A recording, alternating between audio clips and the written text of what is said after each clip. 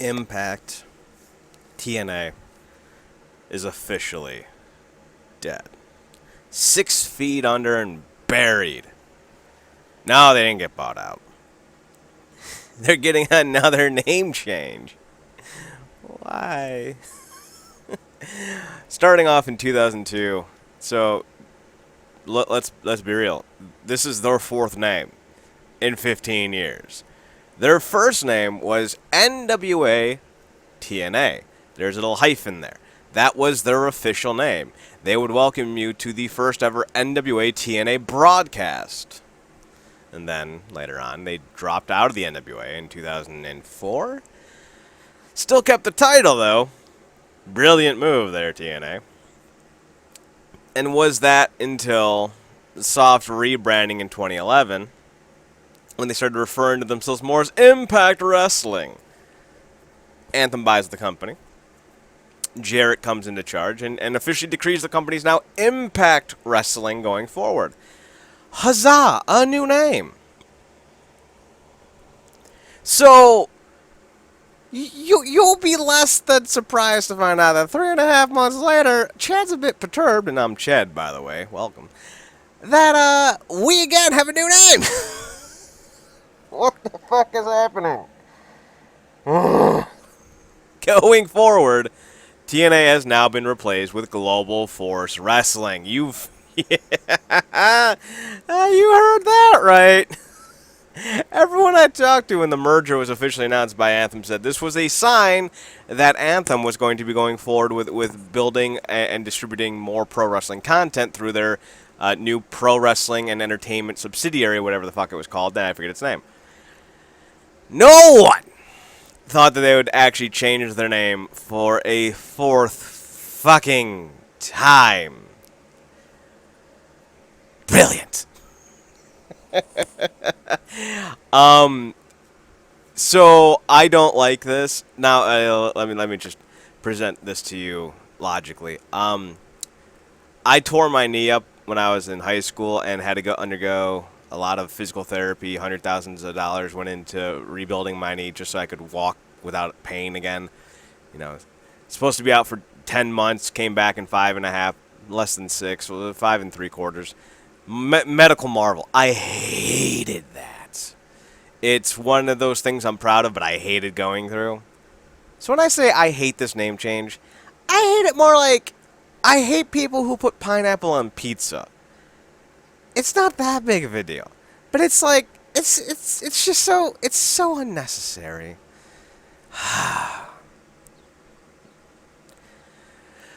I didn't sigh hard enough the first time. So here's basically what you can expect going forward. Jeff Jarrett and Ed Nordholm basically said that the decision was made to get away from TNA's financials issues back during Dixie Carter's tenure.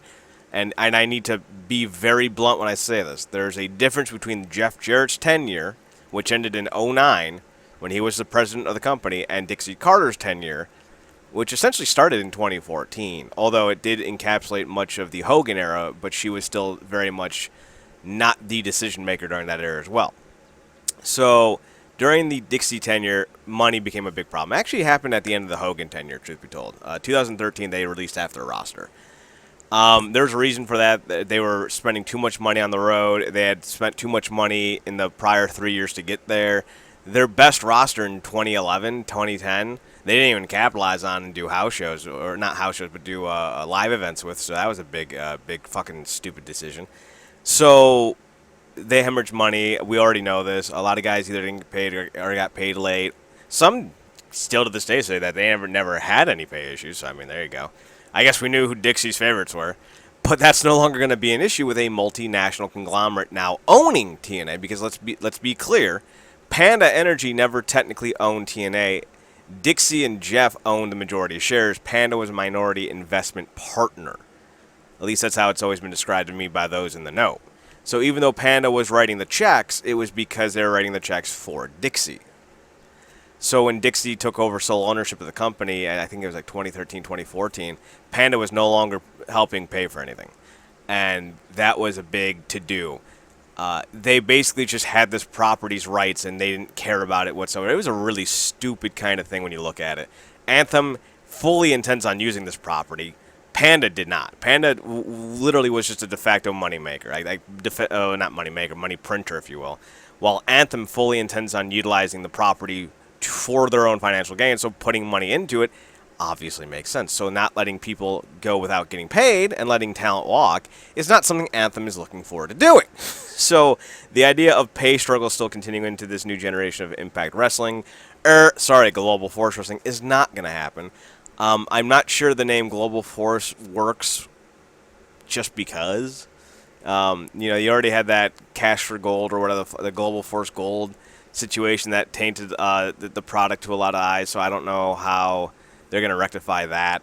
I thought Impact Wrestling was a fine name going forward. I wasn't so hyped with it, but then again, you have, Shikara Wrestling, Evolve Wrestling, so like Progress Wrestling, so singular, Crash Wrestling. So singular pronoun, like impactful terms, were becoming a big thing, and I thought Impact was at the forefront of that. But, I guess not. So they're going to keep the TV show as Impact Wrestling, so they're going to go back to the old days of the show just being TNA, or Global Force Impact, if you will. The company's going to be called Global Force Wrestling, and they are going to rebrand the title belts. Now, I don't know what's going to happen, because, let's be honest, the Global Force titles all look like shit. They're not good. The tag team belts especially look terrible. The TNA Heavyweight Championship, I think, is beautiful. If you want to keep that design and put a kind of greenish GFW logo on, I'm fine with that. Keep the tag team title designs the same, but replace the TNA bracket with the Global Force bracket. I think that's fine. You can change it from red to green, because that is the new color scheme. I personally, I would like to go back to the 07 X Division title, the more more oblonged shaped, if you will. It was more rounded, not so much X shaped. Put that in a green. There you go. Knockouts Championship will go from blue to green more than likely. Honestly, what I would do with the Knockouts title is I would give the belt a blue hue, change the logo to green, and just keep the plate as is with the little crown. I think that's tits. And I don't know what they're going to do with the Grand Championship. There are rumors that they're either going to scrap it or get rid of the rounds. Personally, I think Moose has done a solid job getting the belt to be respectable. So maybe just get rid of the round ideas and call it the Grand Championship, which I think is fine. The one thing I don't want to see, because it would just be so unnecessarily stupid, would be the changing of the title from TNA, Impact, Global Force, whatever, Heavyweight Championship to the Global Force Global Championship. That, to me, sounds so Bush League. Yes, New Japan is the New Japan Championship. Yes, Shikara's is the Grand Championship. But most companies with a respectable heavyweight title, main event title, is called a World Heavyweight title for a reason. It's because it elicits to us that they are the Grand Poobah of the talent. So I would definitely make sure to keep that in the name. You can call it the Global Force World Heavyweight Championship. I don't care. My concern is calling it the Global Force Global Championship, because it sounds like a fucking rinky-dink little thing you found in a little candy machine on the side of the road. Hey, look, 25 cents. I got the global title. Yeah! It's stupid. Don't do it. Don't do it. Stop. But that seems to be the only other changes being made. It's just the name and the titles. The six-sided ring, Impact Zone, all that staying put. Which this was obviously the idea going forward in February when it became official that Jarrett had joined the company in a firm role. We were all kind of surprised that they went with Impact Wrestling, but we all assumed that it would be the name going forward. It was not. So that's kind of the surprise. It's a bit of a head-scratcher. It makes me want to slap something. But I won't. I'll keep my shit in check. Overall, though, the idea is to bring the Global Force brand to a high level and to rebrand the digital streaming service, the video on demand, to Global Force. So when they bring it over to the United States, it has some value and the like. I'm gonna see if I can't pull up the one quote that Ed Nordholm had, because it was indicative to the global brand as a process. So, quote, when Anthem got involved, We saw a rare opportunity to get involved with an asset that allegedly had global distribution. That already, sorry, whoa, wrong word. That we, when Anthem got involved, we saw a rare opportunity to get involved with an asset that already had global distribution.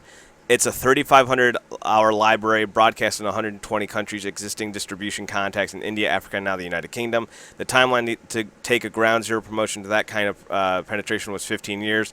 The work is now to fix some things. So that's essentially what they're doing. So, yeah. He said the rebranding was done for two reasons. The double meaning of TNA was a turnoff to potential advertisers, and the name was tainted because of negative media coverage.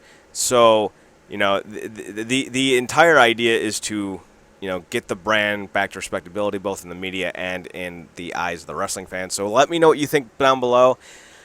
We can all just safely say that it's a stupid decision to rebrand it again, but let's pass by the initial knee-jerk reaction and look at the long-term ramifications. Is distancing themselves from the TNA brand, which is still associated with the Impact brand, a truly bad move, or is Global Force something that you can eventually grow to? So look at it that way, not just it's stupid. We already know it's stupid. But is Global Force long-term, specifically, a better idea than TNA? I think it is, even if initially I think it's stupid. So let me know what you think down below. Like, subscribe, comment, all that good stuff. Be sure to watch yesterday's video on or listen to, I should say. There's no video. You can't see what I'm doing right now. Be sure to like and be sure to check out the other video about Slammiversary 15's go home show and preview of the event. So yep, let's just do it that way. So, yeah, check us out on Twitch tonight at 9 p.m. Eastern Standard Time with me and Swisher. So, yeah, if you don't find it, if you're not there live, it'll be on YouTube sometime tomorrow. Have a good night, everybody.